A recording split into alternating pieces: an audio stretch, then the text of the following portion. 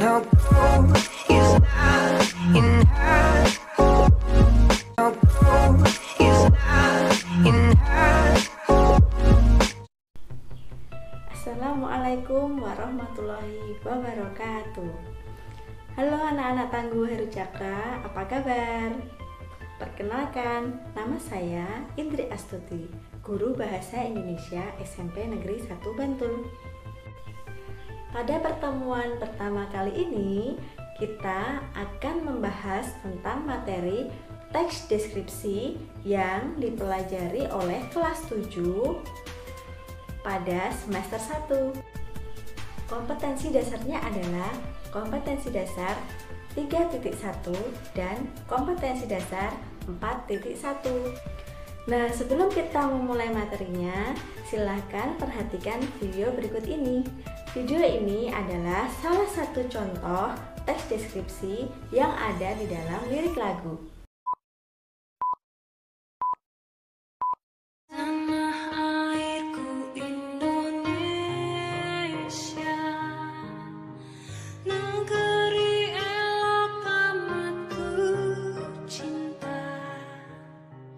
Tanah tumpah darahku yang mulia, yang ku puja sepanjang masa. Tanah airku aman dan makmur, pulau kelapa yang amat subur, pulau melati pujaan bangsa sejak dulu kala. Nah, itu adalah salah satu contoh teks deskripsi yang ada di dalam lirik lagu. Lirik dalam lagu Rayuan Pulau Kelapa termasuk contoh teks deskripsi yang menggambarkan tentang keindahan alam Indonesia. Nah, setelah kalian memperhatikan contoh, sudah tahukah kalian apa itu teks deskripsi? Teks deskripsi adalah sebuah paragraf yang menggambarkan secara jelas objek, tempat, atau peristiwa kepada pembaca, sehingga pembaca seolah-olah dapat melihat, dapat mendengarkan, dan dapat merasakan apa yang sedang dideskripsikan. Apa tujuan teks deskripsi? Tujuannya adalah agar orang yang membaca seolah-olah sedang merasakan langsung apa yang sedang dijelaskan dalam teks deskripsi. Jadi semua pembaca seolah-olah bisa merasakan, melihat, ataupun mendengarkan apa yang sedang dideskripsikan. Selanjutnya adalah ciri-ciri teks deskripsi berdasarkan tujuan, objek, dan isinya. Ciri-ciri teks deskripsi berdasarkan tujuan, objek, dan isinya adalah yang pertama, bertujuan untuk menggambarkan atau melukiskan secara rinci suatu objek. Ciri yang kedua adalah objek yang dibicarakan dalam teks deskripsi bersifat khusus atau sesuai dengan tanggapan penulis. Ciri yang ketiga adalah isi teks deskripsi menggambarkan secara konkret atau secara jelas sehingga pembaca seolah-olah dapat melihat, dapat mendengar, dan dapat merasakan apa yang dideskripsikan. Ciri yang keempat adalah bersifat personal dengan kandungan emosi yang kuat. Ciri-ciri teks deskripsi berdasarkan bahasa yang digunakan. Yang pertama adalah menggunakan kata-kata khusus. Contohnya, warna dirinci menjadi merah, kuning, hijau, dan sebagainya. Yang kedua, menggunakan kalimat perincian. Misalnya pada teks ibuku, ibuku dirinci dengan kalimat-kalimat rincian. Ibuku yang baik, ibuku yang rajin.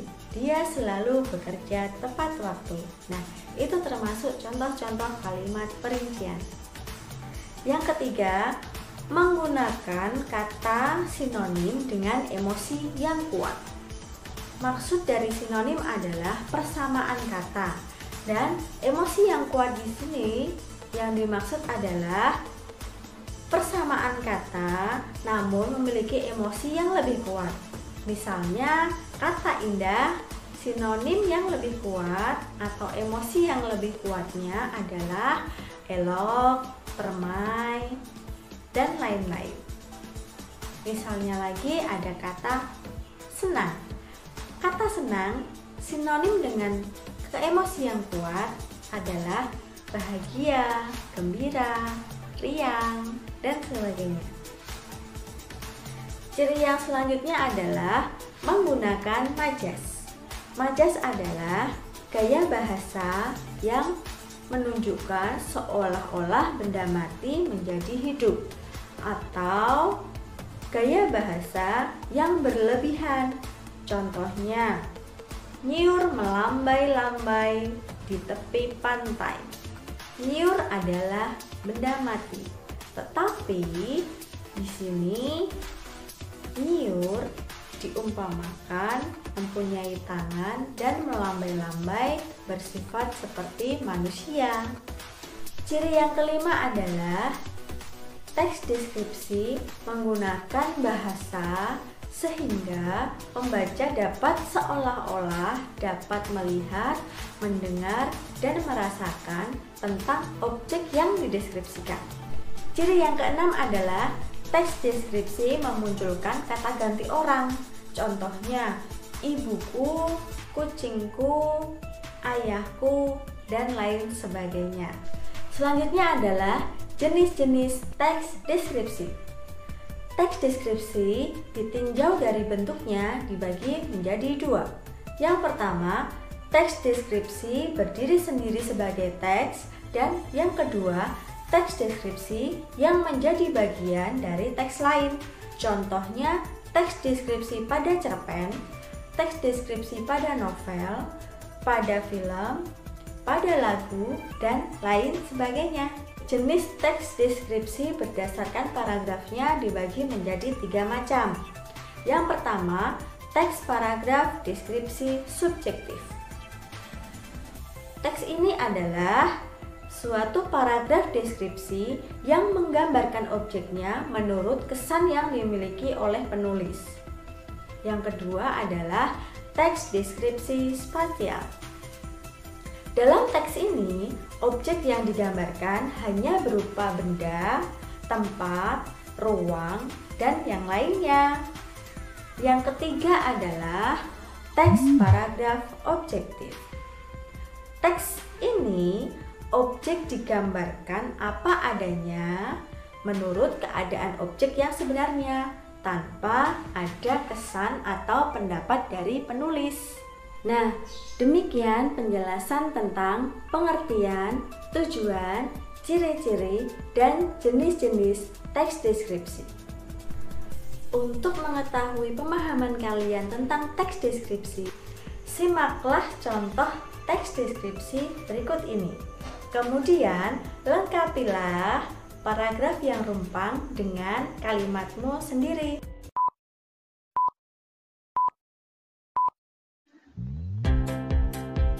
Perhatikan contoh berikut dengan tema lingkungan.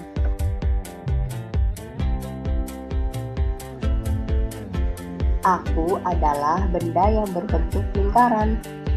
Aku mempunyai banyak angka. Aku mempunyai jarum yang selalu berputar. Aku adalah... Kira-kira benda apa ya? Ya, aku adalah sebuah jam dinding. Sip, jawaban kalian benar.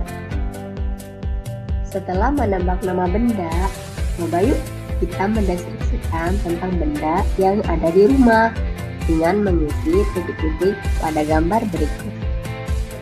Aku biasanya berada dinyalakan ketiga orang, Manfaatku adalah, aku adalah benda yang sering berada di. Aku merupakan tempat untuk menyimpan. Makanan yang disimpan di dalamku pasti. Nah, sekarang kalian coba mendeskripsikan sendiri. Yuk, kita deskripsikan gambar berikut ini.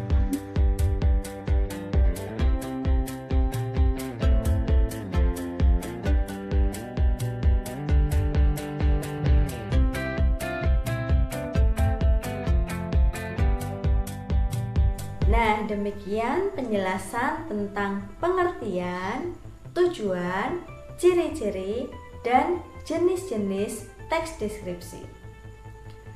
Semoga kalian paham ya. Apabila ada pertanyaan atau hal-hal yang belum jelas, silahkan kalian bertanya di kolom komentar. Jangan lupa subscribe dan bagikan ya. Sekian dari saya. Wassalamualaikum warahmatullahi wabarakatuh.